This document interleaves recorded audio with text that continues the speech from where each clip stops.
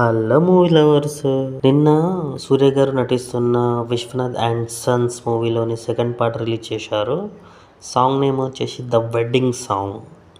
Song విషయానికి వస్తే song అయితే చాలా బాగుంది. మంచి బీట్ ఉన్న పాట.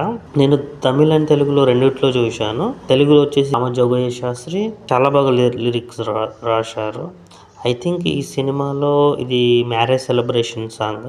ఈ సినిమా డైరెక్టర్ వచ్చేసి వెంకీ అట్లూరి. ఈయన ప్రీవియస్ ఫిలిం వచ్చేసి లక్కీ భాస్కర్. ఆ మూవీలో కూడా సాంగ్స్ అనేవి చాలా బాగుంటాయి.